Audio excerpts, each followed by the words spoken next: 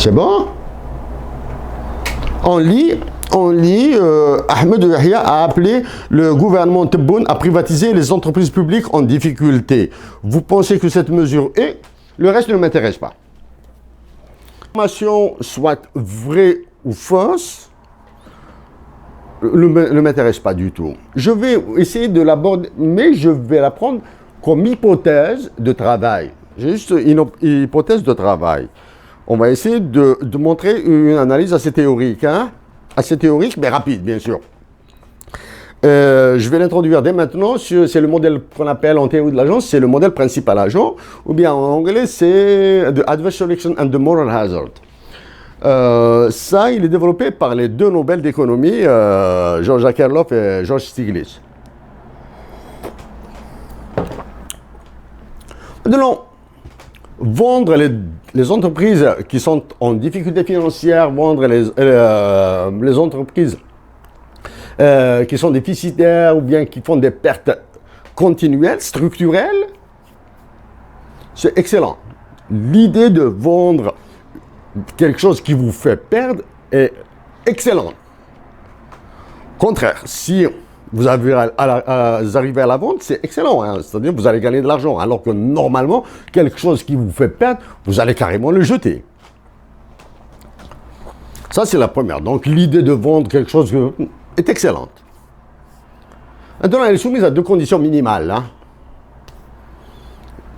Il faut trouver qui va les acheter et il faut savoir les vendre.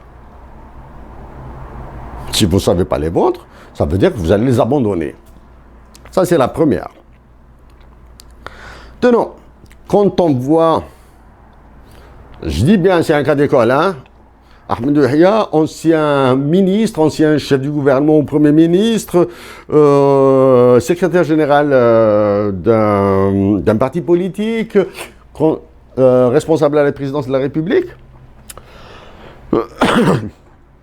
Donc, il a connu tous les processus de nationalisation, de restructuration, de privatisation, de la cession des monopoles naturels de l'Algérie au profit des compagnies étrangères. Ça, c'est Donc, il y a un problème ici qu'on appelle de principal agent. Il est à la fois les deux. Il est le principal, il est l'agent. Du temps où ces entreprises travaillaient bien, qu'elles dégageaient des bénéfices, etc., ou à la limite qu'elles ne faisaient pas des profits, ils n'avaient absolument rien dit. Maintenant qu'elles ont commencé à faire des pertes, il a dit que nous allons les vendre.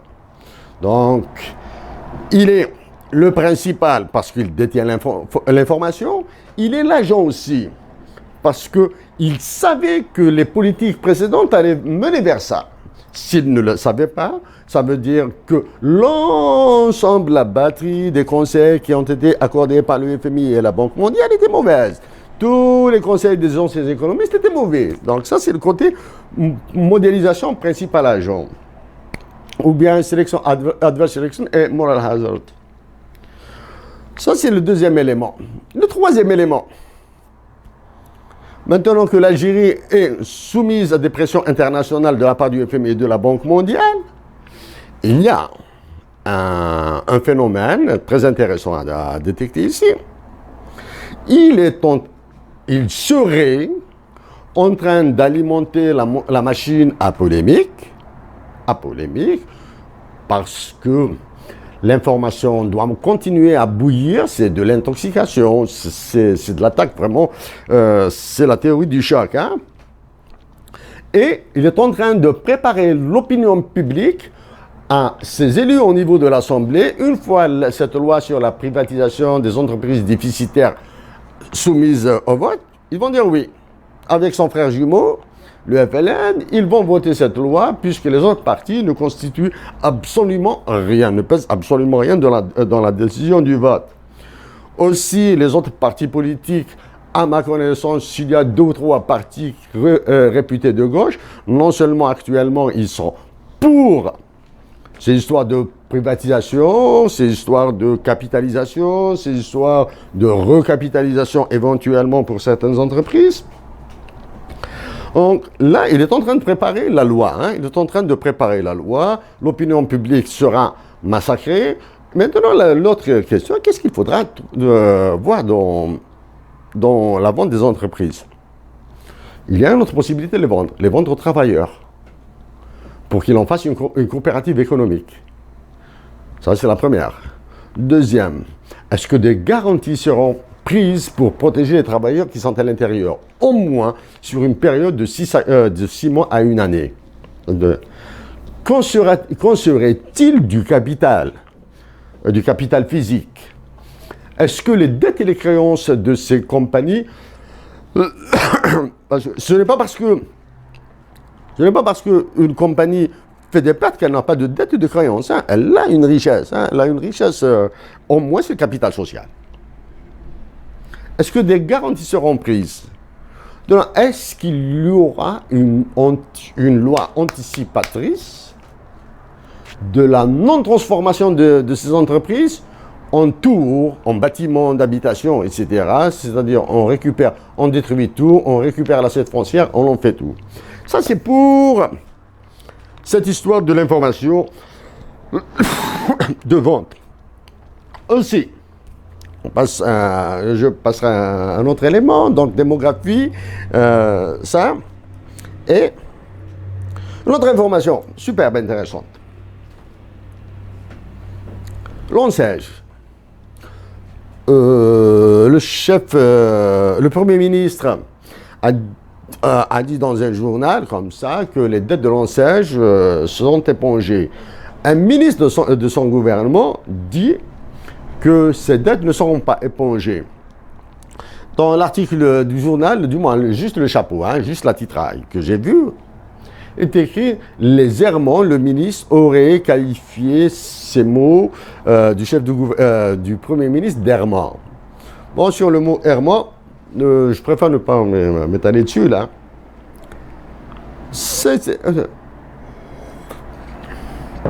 Comment vérifier ce genre d'information? Avec une loi ministérielle, une loi parlementaire, avec un peu de dignité politique. L'un des deux ministres doit démissionner. Si le ministre qui a déclaré que les dettes de l'ONSEJ ne seront pas effacées, et que c'est vrai, donc le chef du gouvernement, le Premier ministre doit partir. Si le Premier ministre conduit réellement le gouvernement, il doit le chasser. Ça, c'est la première. C'est simple. Les crédits de l'ONSEJ. Bon, mais je vais me mettre dans l'hypothèse, hein, je dis bien c'est une hypothèse, qu'ils sont effacés. Ce sera un joli précédent. Ce sera une brèche énorme. Si pour des jeunes chômeurs qui ont été accordés des montants substantiels pour des investissements, on va dire micro-investissements là, mais en cumulé, ça fait beaucoup de milliards de dinars. On accorde cette faveur. Donc, pour les gros industriels, il y aura une grosse ardoise qui sera effacée. Ils vont la demander. Ben, c'est le délai du mimétisme. Hein. C'est du mimétisme, il n'y a aucun problème.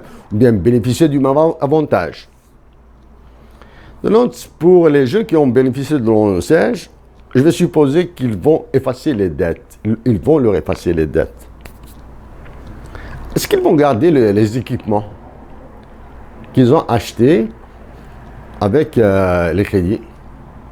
Si le gars, ça veut dire que le gouvernement a encore gonflé la classe moyenne pour en faire une classe moyenne supérieure. Avant, ils étaient des chômeurs, ensuite ils sont devenus des petits hommes d'affaires, ensuite ils sont passés à la classe moyenne supérieure, à un autre niveau de la classe moyenne, et ensuite là ils vont passer, quand on n'a plus de dettes, quand on a qu'un capital et une petite fabrique qui fabrique et qui passe bien, donc elle va passer à la classe moyenne supérieure.